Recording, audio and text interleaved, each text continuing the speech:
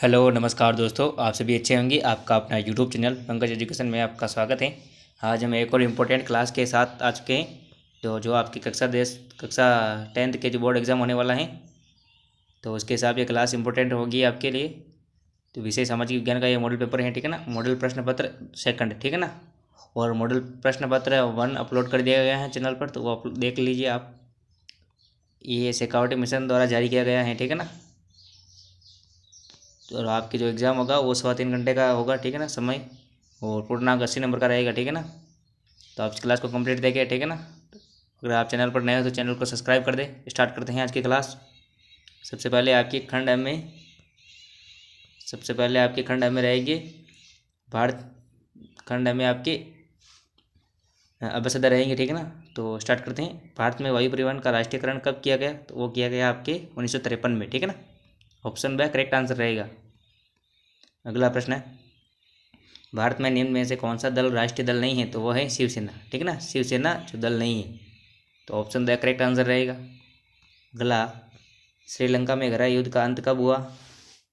तो वो हुआ आपके 2009 में, ठीक है ना। 2009 में, ऑप्शन द करेक्ट आंसर रहेगा। अगला प्रश्न है, विदेशी मामले की सूची से संबंधित विषय हैं? तो वो है राज्य सूची से, ठीक है ना, राज्य सूची।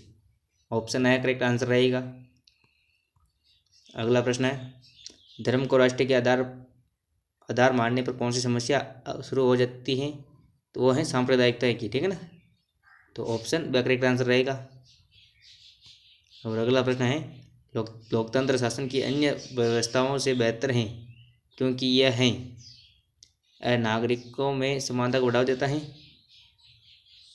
तो इसका और आगे देखते हैं, तो वो यूएनडीपी, ठीक है ना, यूएनडीपी ऑप्शन से करेक्ट आंसर रहेगा। अगला प्रश्न है, ऋणों की शर्तों में सम्मिलित हैं? तो आपके हैं ब्याज दर का निर्धारण, संदिग्ध ऋणदार, आवश्यक कागजात, तो उपयुक्त सभी। ऑप्शन द करेक्ट आंसर रहेगा, ठीक है ना, उपयुक्त सभी। अगला प्रश्न है, वस्तुओं और सेवाओं के लिए मानक प्रदान करता है? वो करता है आपके भारतीय मानक ब्यूरो, ठीक है ना। ऑप्शन ए करेक्ट आंसर रहेगा। अगला प्रश्न है, जब फ्रांस चीखता है तो यूरोप को सर्दी जुकाम हो जाता है, यह कथन किसने कहा? तो मेटरनिक ने, ठीक है ना, मेटरनिक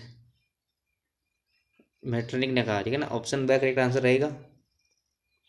और अगला प्रश्न है, फोर्ड मोटर्स कंपनी किस देश की बहुराष्ट्रीय कंपनी है? तो ये है अमेरिका की, ठीक है ना, अमेरिका। ऑप्शन से करेक्ट आंसर रहेगा। आगे देखते हैं, रेगर मृदा किस मृदा को कहते हैं? तो वह है काली मृदा को कहते हैं, ठीक है ना, काली मृदा। ऑप्शन ब करेक्ट आंसर रहेगा। अगला प्रश्न है, काजीरंगा राष्ट्रीय उद्यान किस राज्य में स्थित हैं? तो ये है आपके असम में, ठीक है ना, असम। ऑप्शन से करेक्ट आंसर रहेगा, असम। और अगला प्रश्न है, सीमेंट उद्योग का प्रमुख कच्चा माल क्या है? तो वो है आपके चुना पत्थर। क्या होगा? चुना पत्थर। ऑप्शन ए करेक्ट आंसर रहेगा, चुना पत्थर। अगला प्रश्न है, विश्वव्यापी आर्थिक मंदी का सबसे बुरा असर पड़ा? वो पड़ा आपके 1929 में, ठीक है ना, 1929। ऑप्शन ब करेक्ट आंसर रहेगा। और अगला प्रश्न है, स्पिनिंग जेनी का आविष्कार कब हुआ? तो वो हुआ था आपके 1764 में, ठीक है ना, 1764। ऑप्शन से करेक्ट आंसर रहेगा। और अगला प्रश्न है, आधुनिक छापेखाने का आविष्कार किसने किया? तो ये किया था आपके गुटेनबर्ग ने, ठीक है ना। ऑप्शन बी करेक्ट आंसर रहेगा। और अगला, वर्नाकुलर प्रेस एक्ट कब पारित किया? ये पारित हुआ था आपके 1878 में, ठीक है ना। ऑप्शन से करेक्ट आंसर रहेगा। ये आपकी 18 अभ्यास होंगी, ठीक है ना, आपको देखने को मिलेंगे परीक्षा में। आगे आपको दूसरा प्रश्न रहेगा, रिक्त स्थानों की पूर्ति कीजिए, ठीक है ना। तो पहले देखते हैं, रजिस्टर्ड पैकेट किताब अखबार व मैगजीन खालिस्तान श्रेणी की डाक समझी जाती हैं? तो वो आपके द्वितीय श्रेणी, ठीक है, द्वितीय श्रेणी की, ठीक है ना, इस खालिस्तान में आएगा द्वितीय। आगे देखते हैं, खालिस्तान को सुनहरा रेशा कहा जाता है? तो झूठ को, ठीक है ना, झूठ। क्या है? झूठ को सुनहरा रेशा कहा जाता है। अगला देखते हैं, खालिस्तान व्यवस्था में गलतियों को सुधारने की गुंजाइश होती है? तो लोकतंत्र में, ठीक है ना, लोकतंत्र में गलतियों को सुधारने की गुंजाइश होती है। लोकतंत्र। अगला देखते हैं, भारत में छिपी हुई बेरोजगारी सबसे अधिक खालिस्तान क्षेत्र में पाई जाती हैं, तो वो कृषि क्षेत्र, कृषि क्षेत्र में, ठीक है ना। आगे देखते हैं, United kingdom of great Britain का गठन सन खालिस्तान में हुआ। ये हुआ था आपके 1707 में, ठीक है ना, 1707 ईस्वी में, ठीक है ना। आगे देखते हैं, खालिस्तान का मुख्य उद्देश्य अंतर्राष्ट्रीय व्यापार के तौर तरीकों को सरल बनाना है, वो है विश्व व्यापार संगठन, ठीक है ना, WTO विश्व व्यापार संगठन। अगला प्रश्न लघुतरात्मक प्रश्न संख्या 3 है, ठीक है ना।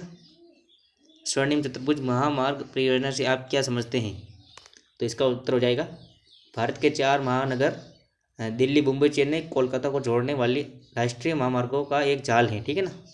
इसका उत्तर ये रहेगा। और अगला, सत्ता की साझेदारी का क्या अर्थ है, ये हो जाएगा, सत्ता की साझेदारी का अर्थ है कि देश के शासन व्यवस्था में विभिन्न सामाजिक समूहों, समुदायों या राजनीतिक दलों को शामिल करना, ठीक है ना।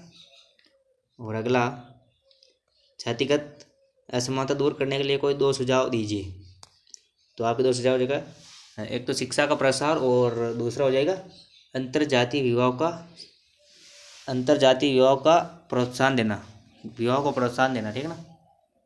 और अगला, प्रजातंत्र में निर्णय लेने में देरी क्यों होती है, तो ये हो जाएगा, प्रजातंत्र में निर्णय लेने में देरी विचार विमर्श और बहस, आम सहमति बनाने की प्रक्रिया के कारण देरी होती है। अगला, मुद्रा क्या है, तो मुद्रा विनिमय का एक माध्यम है जिससे वस्तुओं और सेवाओं के आदान प्रदान के लिए किया जाता है, ठीक है ना।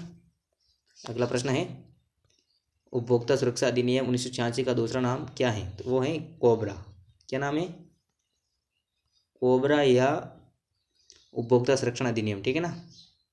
अगला, वैश्वीकरण किसे कहते हैं, तो वैश्वीकरण विभिन्न देशों के बीच तेजी से एकीकरण या अतिसंबंध प्रक्रिया है, ठीक है, अंतर्संबंध प्रक्रिया है, उसे वैश्वीकरण कहते हैं, ठीक है ना।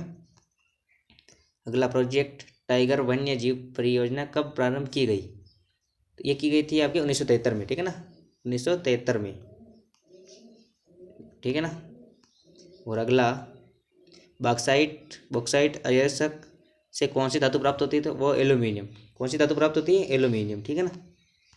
अगला, वीटो निषेधाधिकार किसे कहते हैं, वीटो एक शक्ति है जिसके द्वारा एक अधिकारी या निकाय किसी प्रस्ताव, कानून या निर्णय को रोक सकता है या वह रद्द कर सकता है, ठीक है ना। अगला, कैलीग्राफी क्या है, तो कैलीग्राफी सुंदर लेखन की कला है जो हाथ से लिखी जाती है, ठीक है ना, और अक्षर को सजावटी बनाने में उपयोग में लिया जाता है, ठीक है ना, उसे कैलीग्राफी कहते हैं। अगला, आधुनिक प्रिंटिंग प्रेस का आविष्कार किसने किया, तो वो किया था आपके जोहान्स गुटेनबर्ग ने, ठीक है ना। और आपके आगे खंड ब में रहेंगे, खंड ब, ठीक है ना, लघुतरात्मक प्रश्न रहेंगे। देखते हैं, चावल की कृषि का वर्णन निम्न बिंदुओं के आधार पर कीजिए, ठीक है ना, जलवायु, उत्पादक क्षेत्र, दोनों पर लिखना है, ठीक है ना, टिप्पणी। ये प्रश्न याद कर ले आप, और ये जितने भी बड़े प्रश्न हैं सारे याद करने। और 5वां प्रश्न रहेगा, बहुसंख्यकवाद को बनाए रखने के लिए श्रीलंका की सरकार द्वारा कौन कौन से कदम उठाए गए। अगला, आपके अनुसार सांप्रदायिकता की कैसे एक चुनौती है। अगला, राष्ट्रीय ग्रामीण रोजगार गारंटी अधिनियम 2005 संक्षिप्त टिप्पणी लिखी है, ठीक है ना, मनरेगा पर टिप्पणी लिखनी है, ठीक है ना। अगला, संगठित एवं असंगठित क्षेत्र के कोई दो अंतर बताइए। और फिर अगला, जर्मनी के एकीकरण को समझाइए। और फिर अगला 10वां प्रश्न रहेगा, विकास के लिए तारणीयता, सतत पोषणीय महत्वपूर्ण क्यों है, स्पष्ट कीजिए। और फिर अगला रहेगा 11वां प्रश्न, भारत में बहुराष्ट्रीय कंपनियों का भूमिका को स्पष्ट कीजिए। और अगला प्रश्न रहेगा, बागर तथा खादर में अंतर स्पष्ट कीजिए, ठीक है ना। तो ये कुल मिला के सब बड़े प्रश्न है, याद करने हैं, ठीक है ना। अति लघुतरात्मक प्रश्न है, लघुतरात्मक प्रश्न है, 2 नंबर का प्रश्न रहेगा एक, ठीक है ना। और आगे, आयात शुल्क क्या है, ये प्रश्न याद करना है, ठीक है ना। फिर आपके खंड 6 में रहेगा, खंड 6 में एक प्रश्न 3 नंबर का रहेगा, दीर्घतरात्मक प्रश्न रहेगा, ठीक है ना। भारतीय संघीय व्यवस्था की समीक्षा कीजिए। अथवा में रहेगा संघवाद क्या है, संघवाद की महत्वपूर्ण विशेषताओं को बताइए। 15 प्रश्न रहेगा स्वयं सहायता समूह क्या है, स्वयं सहायता समूह को की कार्यविधि को विस्तार से बताइए। आपके फिर रहेगा अथवा में निम्नलिखित पर टिप्पणी लिखिए, वस्तु विनिमय के दोष, मुद्रा के कार्य, ठीक है ना। और फिर 16 प्रश्न रहेगा बहुउद्देशीय परियोजना से होने वाले लाभ तथा हानियों पर अपने विचार प्रस्तुत कीजिए। शुष्क क्षेत्रों में निवास करते हैं तो वर्षा जल संग्रह किस प्रकार करेंगे, ठीक है ना। अगला औद्योगिक क्रांति से मजदूरों पर क्या प्रभाव पड़ा। अथवा में रहेगा अमेरिका गृह युद्ध का भारतीय कपास के निर्यात पर क्या प्रभाव पड़ा। और खंड 2 में रहेगा आपके निबंधात्मक प्रश्न, सविनय अवज्ञा आंदोलन का विस्तार से सविस्तार वर्णन कीजिए, ठीक है ना। बड़े प्रश्न आपको करने हैं, ठीक है ना।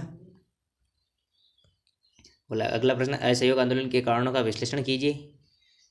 और अगला प्रश्न है 19वां, राजनीतिक दल क्या है। भारत में राजनीतिक दलों को सुधारने के लिए किए गए प्रयासों का वर्णन कीजिए। अथवा में रहेगा राजनीतिक दलों के समक्ष कौन कौन सी चुनौतियां हैं, वर्णन करें। अगला और आपके 20वां प्रश्न रहेगा, इस क्लास का अंतिम प्रश्न है ये, निम्नलिखित आणविक ऊर्जा संयंत्रों को भारत के रेखा मानचित्र में अंकित कीजिए, ठीक है ना। ये आपको नक्शे में भरना है, ठीक है ना। तारापुर, कल्पक्कम और रावतबाटा, नरोरा, ठीक है ना। नरोरा उत्तर प्रदेश में, रावतबाटा राजस्थान में। और आगे देखते हैं, निम्नलिखित खनिज क्षेत्रों को भारत के रेखा मानचित्र में अंकित कीजिए। हजीराबाग, गया, गोवा, उड़ीसा, झारखंड और लोहा ऐसकपेट, ठीक है ना।